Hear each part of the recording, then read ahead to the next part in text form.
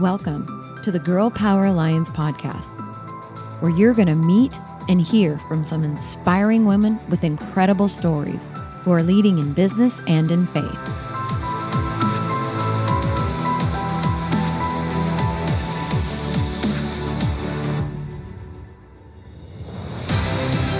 We are on a mission to impact the world by empowering women to dream bigger through kingdom-minded mentoring and leadership. This is where women grow. Welcome back to another episode of the Girl Power Alliance podcast. I'm so excited to introduce this amazing woman to you. Let me tell you a little bit about Johanna. She is a business and mindset coach. She is a serial entrepreneur, time management guru, and productivity queen. I mean, we could stop there because everybody needs that information. She is the mom to 3 amazing children, ages 6 and under. She owns 3 businesses, has a full-time job, and is known for helping boss mamas ditch their excuses, break through their barriers, and own their journey to creating consistent income while working less and loving life more. She is the host of the Stable Mama podcast and runs the Next Level Boss Mama community, where she shares tips on habits, mindsets, routines, productivity that will help you take your life and business to the next level.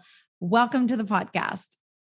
Thank you so much for having me. I'm so excited to have you. So many things. I mean, I don't understand how you're doing all of those things. So you must have some major skills to drop on us today. You know, here at the Girl Power Alliance podcast, one of the things that we love is, of course, adding value with amazing guests, but getting to know amazing women like you and kind of how your faith has intersected life and business and all of that. So I know I read your bio, but feel free to share a little bit more about yourself.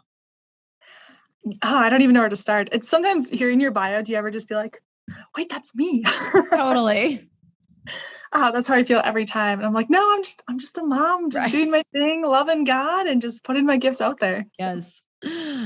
But you are all that and more. And, you know, I think it's important. The reason that, you know, I think it is important to read a bio is because you'll never brag on yourself. You'll never do it. You'll never say all of the things you accomplished. You'll never talk about all of the things that you're able to do yourself. So that's why we give people bios so they can brag on us for you. So tell me a little bit about yourself. Like you say you run 3 businesses. You have children at home and you're working a full-time job and you're running a podcast and a Facebook community. What gives? What is the magical unicorn special thing that you have? I don't think I have anything special, except my husband always says that I have this ridiculous perseverance and determination. He's like, you're one of those women that once you make up your mind, it's just how it is. So I guess that I have that going for me. But yeah, no, I love it. My family and my kids are very involved in everything I do. My husband and I own 2 of the businesses together. So one of them is, we call it his business, right? So it's an electrical company. He's the master electrician. I'm the behind the scenes doing like the marketing and the invoicing and just keeping it running, where he's out there doing all of the amazing work. He's a fantastic electrician. And then we own a rental company together. So we have some pretty high turnover rate just for the area we're in. And so it's just getting people in there. So it sounds like a lot, but I feel like it's little things every single day that kind of keep everything moving and grooving.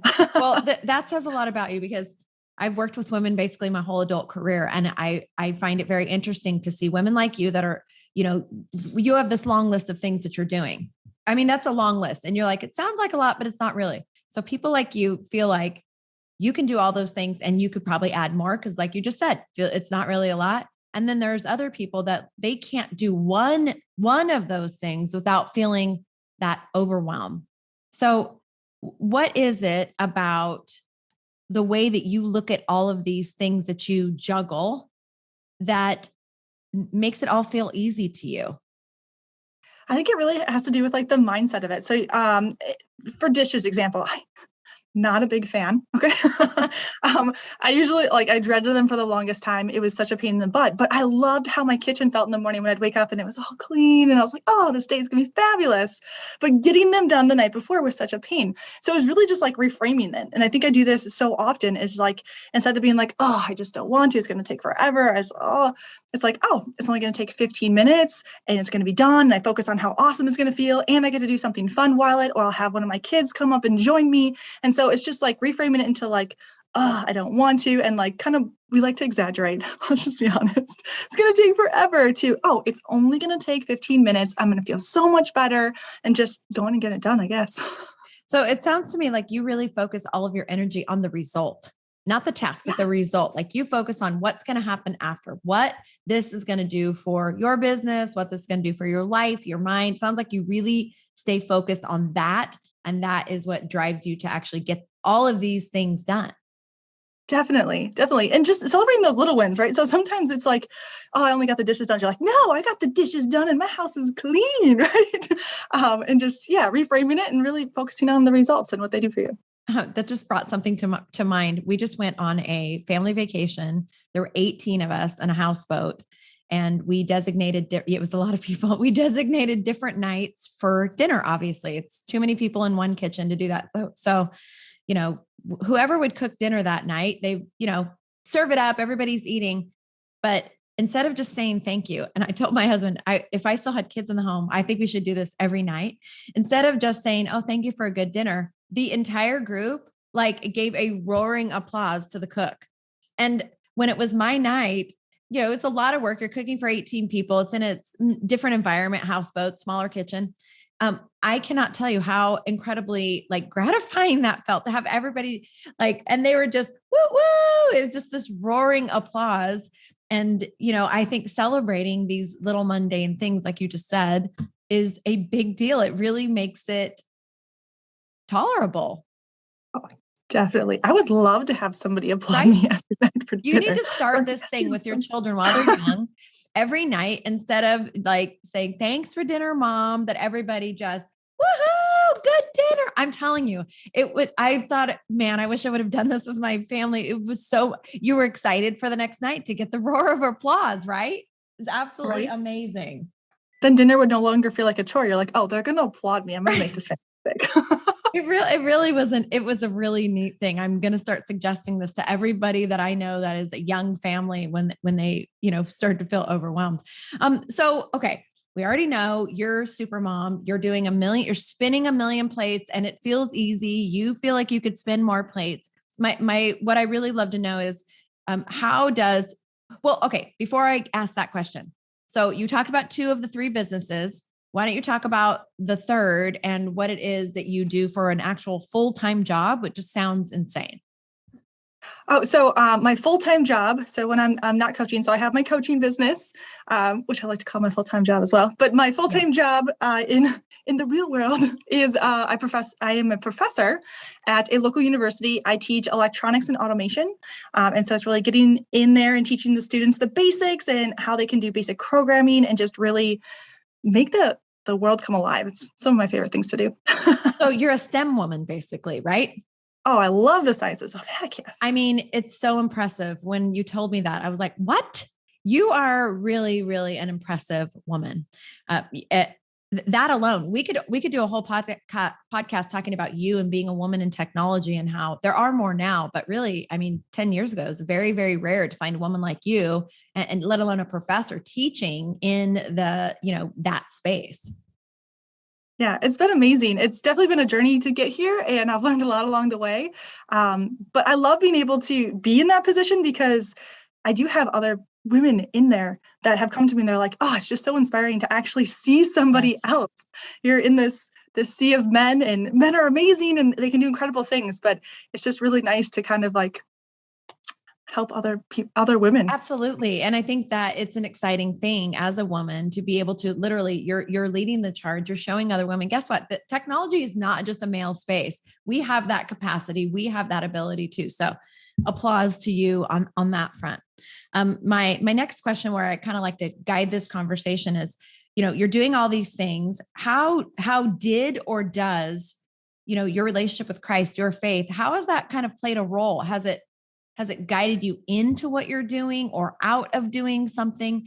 I think that is such an important thing, because what I have found with women like you is whether you ever talk about it or not, it's a major component.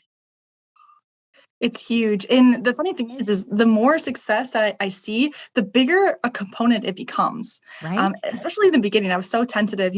I've always been a woman of faith, right? I was raised Catholic. Like that was just a really big part of my upbringing. But then, like, as you kind of get on your own and you try to figure out what your faith really means to you as you grow up, like, I didn't shy away from it, but I wasn't like super like, Right. yes, I'm a Christian. Let's shout it from the Yeah. rooftop.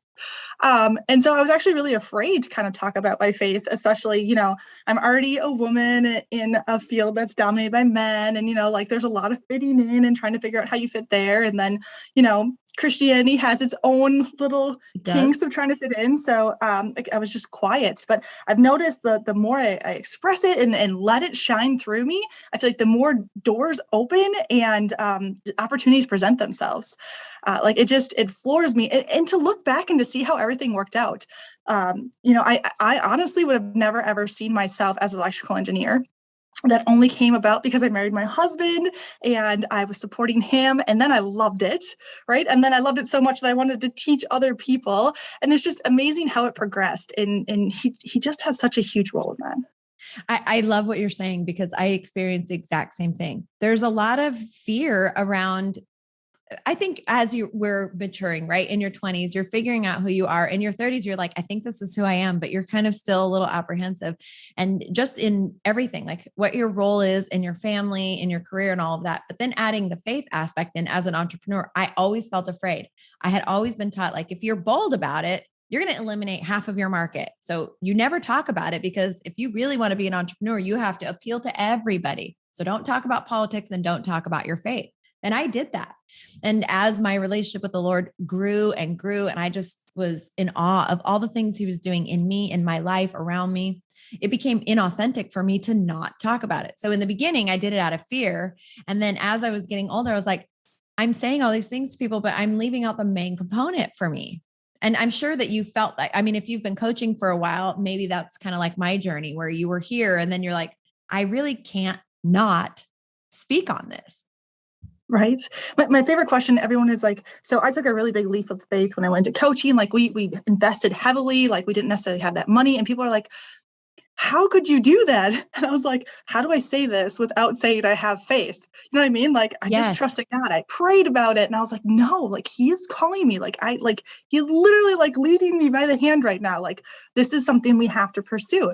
And I think it was that moment when I was like, okay, I've been trying to do this without you and failing miserably. So let's do this together. And honestly, it's been no looking back since. It's been amazing. Yeah, I love that.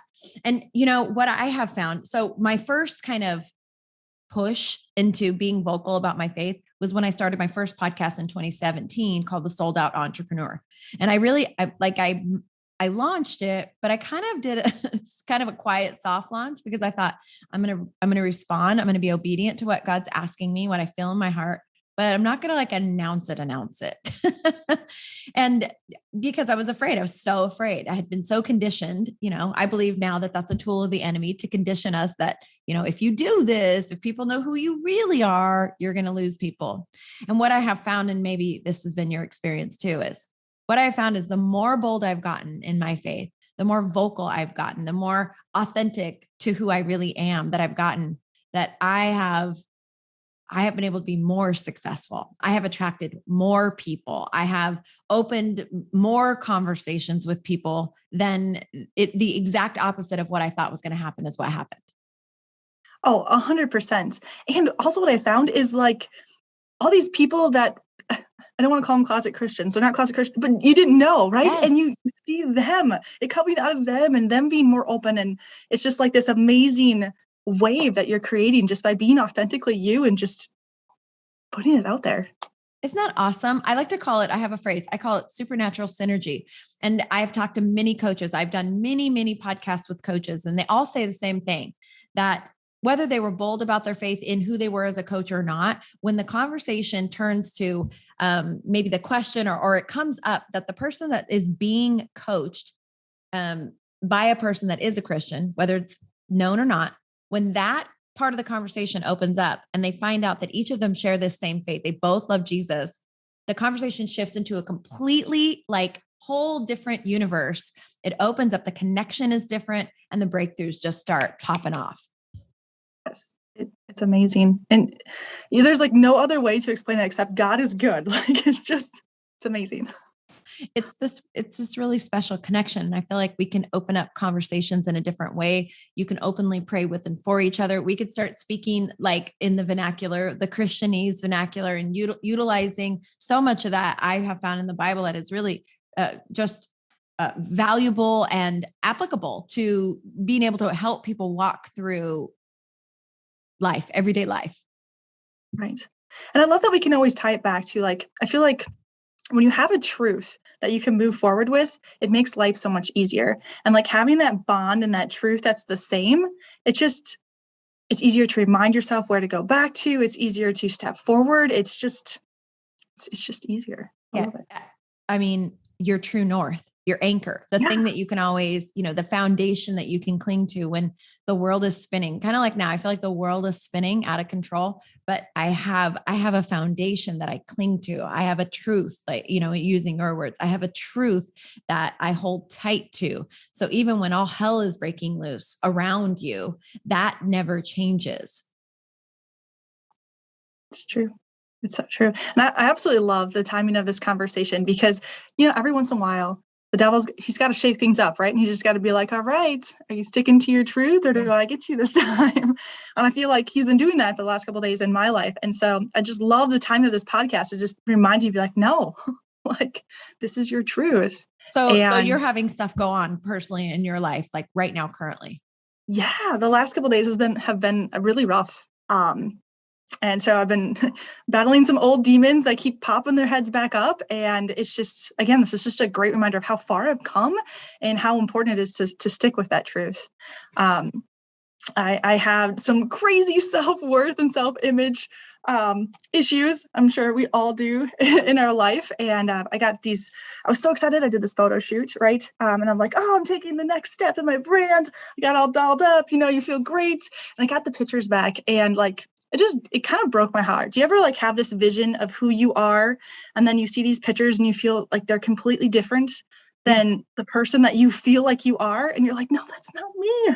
And then it brought me back to, my older self where like I didn't see a lot of value in myself. And I was very mean with myself. And we have that mean girl in our head and she started back up. And and so it's kind of been affecting my business and my relationships. You just don't show up as your best self. And so I've been leaning on God is good. Your worth comes from him. It never changes.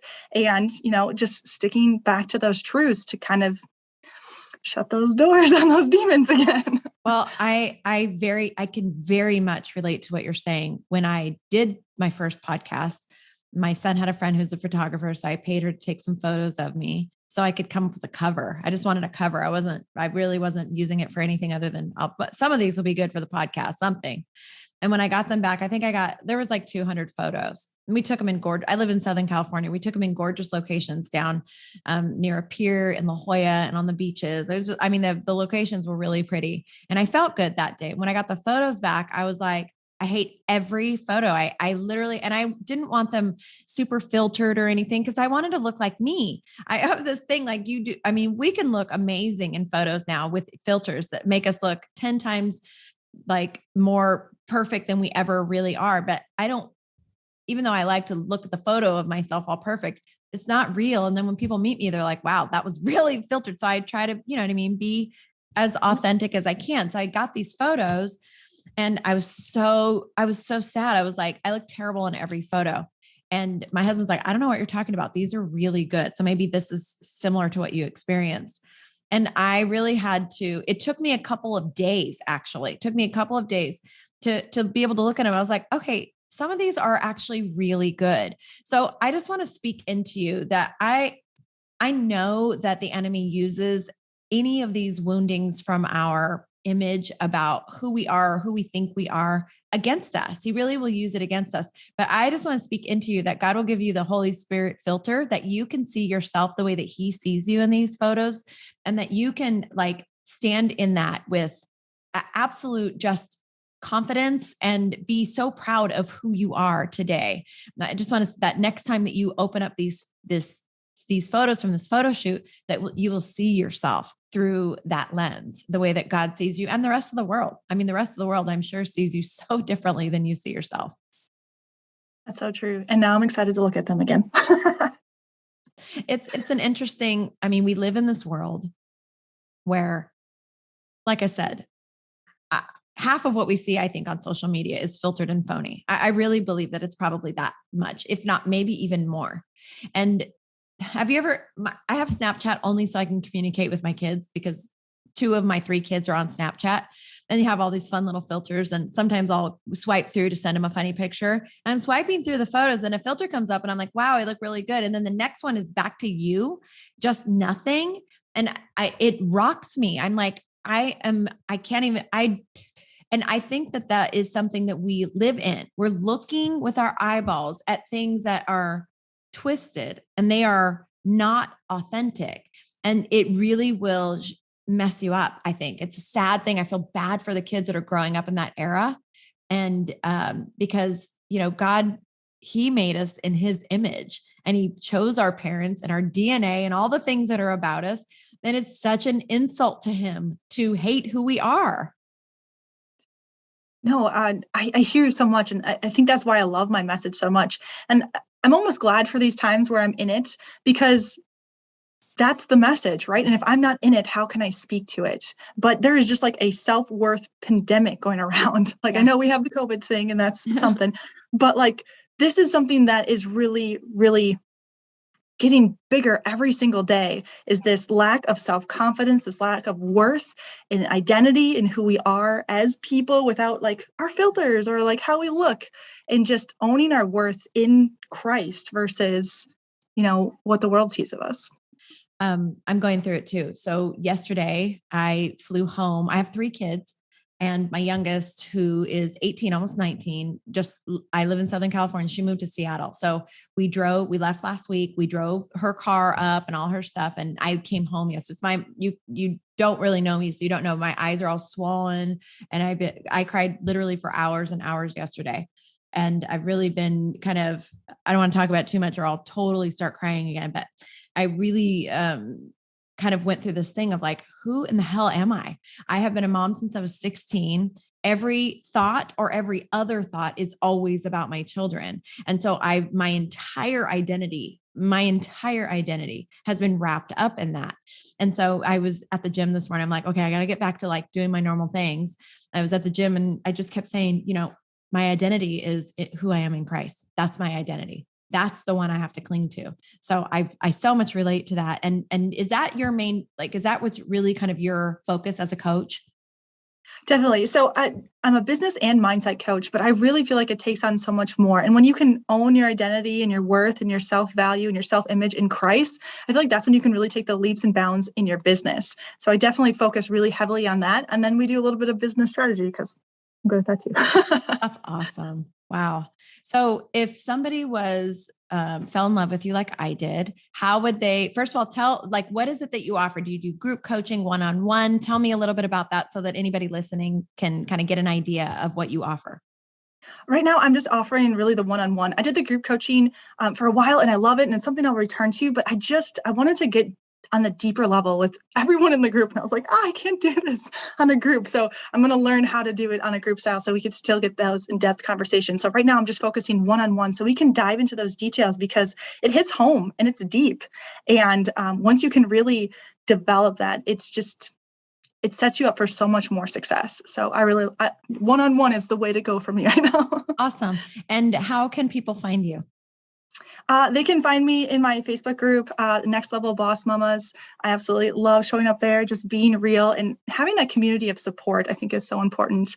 So yeah, I show up there on the daily. Absolutely love it. And if you want to come join us, I'd absolutely love to have you. And do you have a website? I do have a website. It is being revamped as we speak, but hopefully it should be up and ready to go very, very soon. It's johannabuss.com. If you want to learn more about me, come check it out. I hope you love it.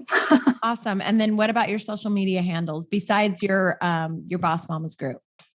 You can find me at Johanna M. Buss on both Facebook and on Instagram. Like I said, I will be there showing up on the daily just because I love my message and I think it's so important. So if you want to come find me, I would love it.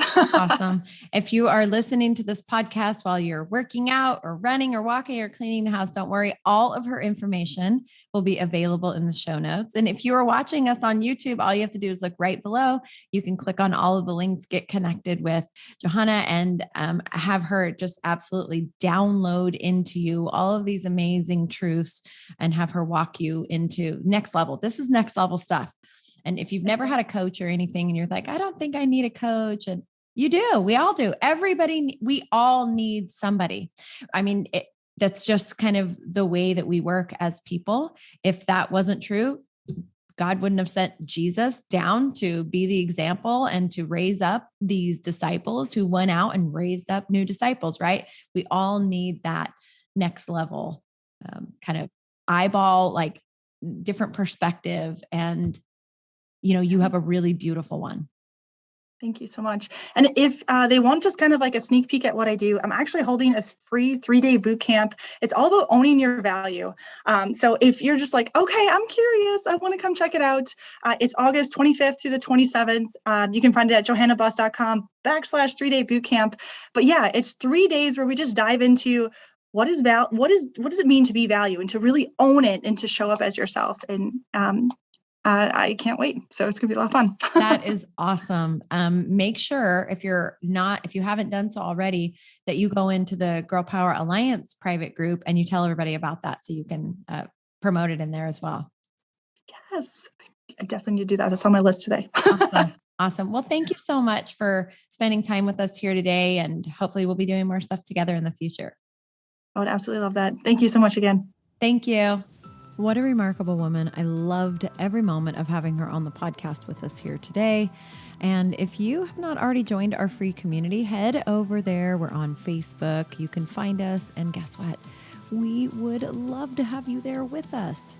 As we wind down 2020, we have some really, really amazing and big things planned for 2022. Let me rephrase that. God has some spectacular and larger than life things planned for 2020. And all we're doing here is we're just doing our best to steward it well. If you have not already said yes to being part of the Girl Power Alliance community and membership, I think it's totally time. In case you weren't totally aware of it, what we do is we help women to really, really hone in on their entrepreneurial skills. I will tell you, most people are not successful in business because there are things that they don't know, they don't even know. And we're going to help you with that. And all along the way, we're going to keep you grounded with the foundation of faith. That's what we do inside the membership. It's pretty remarkable, actually. We're launching our Entrepreneur Academy in 2022, along with some other really, really amazing resources to help women just like you achieve their goals and dreams in much bigger and better than they ever thought they could, and easier than they thought they could. And of course, we have Activate. This is our global conference and expo that's going to be April 7th through the 9th in Dallas, Texas. Listen, you need to be there. I don't know what else to say. You need to be there. Head over to activatewomen.live or girlpoweralliance.com for all of the information. I'm telling you right now, we are praying with and for you. This community is about you.